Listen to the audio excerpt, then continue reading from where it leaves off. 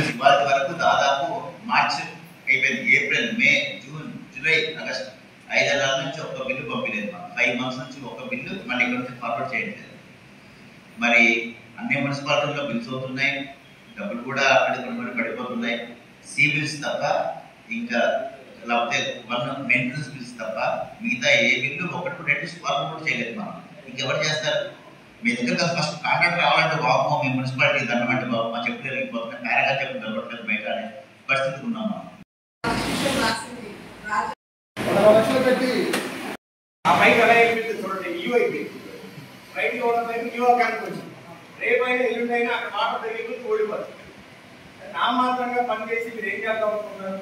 చదువుకుని ఇవాళ వరకు దాదాపు మార్చ్ అయిపోయింది. ఏప్రిల్, మే, జూన్, జూలై, ఆగస్ట్ 5 నెలల నుంచి ఒక్క బిల్లు పంపించలేదు. 5 months నుంచి ఒక్క బిల్లు మళ్ళీ ఇక్కడ నుంచి ఫార్వర్డ్ చేయట్లేదు.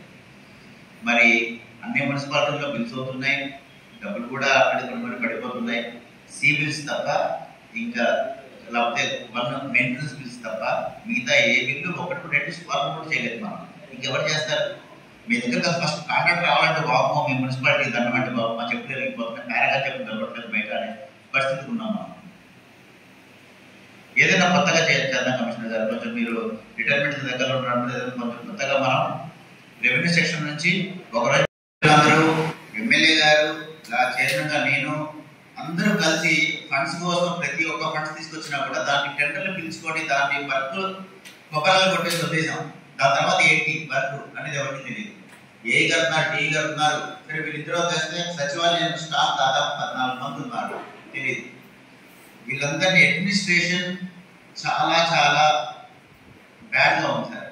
కమిషనర్ గారు మీరు మాత్రం ఓన్లీ మనం అంటే మీకు చాలా పనులు ఉండొచ్చు, బట్ మీరు ఓన్లీ ఏంటంటే కాన్ఫరెన్స్ కాల్స్ లో దీనికోసమే మన ఆఫీస్ వస్తున్నట్టుంది తప్ప ఇవాళ కౌన్సిల్ వాళ్ళు చెప్పిన సమాధానానికి ఏంటి మనం ఏం చేస్తున్నాం. మీకు లాస్ట్ టైం చెప్పిన లైట్ల విషయం చెప్తే లైట్లకి మనం టెండర్ పిలుద్దామంటే రిపేర్ పెడదాం అన్నాం. అది ఈ టెండర్ ఇవాళ వరకు టెండర్ పిలవలేదు. మీకు తెలిసే విషయం తెలియదు, మీకు తెలియదు కమిషనర్ గారు. మీరు యాక్చువల్గా చేయాల్సింది కమిషనర్ గారు, కౌన్సిల్ మీటింగ్ అయిపోయిన తర్వాత దాని గురించి ఒక 5-10 రోజుల ముందు నెక్స్ట్ మొత్తం మేమే ఫాలో అప్ చేస్తాం సార్.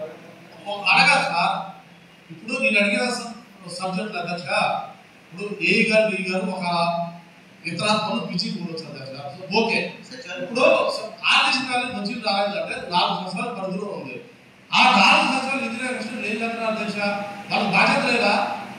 లేదక్ష వాళ్ళ బాధ్యత కనీసం వాళ్ళు పిలుస్తారు. ఎందుకంటే మీరు చెప్పిన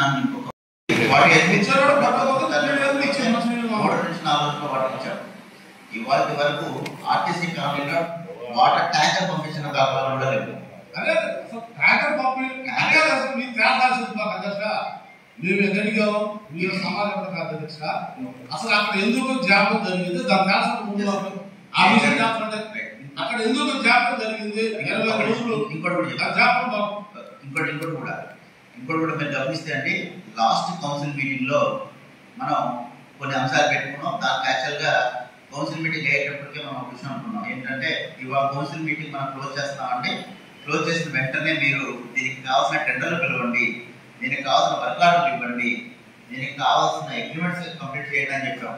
కానీ ఇవాళ వరకు కూడా ఇవాళ మీరు కౌన్సిల్ ఎజెండా చూడండి, కౌన్సిల్ ఎజెండాలో పోయిన కౌన్సిల్లో ఉన్న ఎజెండా ఏదైతే ఉందో దాని టెండర్లు ఇవాళ వరకు కూడా పిలవలేదు ఇంకా. మరి కమిషనర్ గారు ఏం చేస్తున్నారు, ఏఈ గారు ఏం చేస్తున్నారు, డి గారు ఏం చేస్తున్నారు?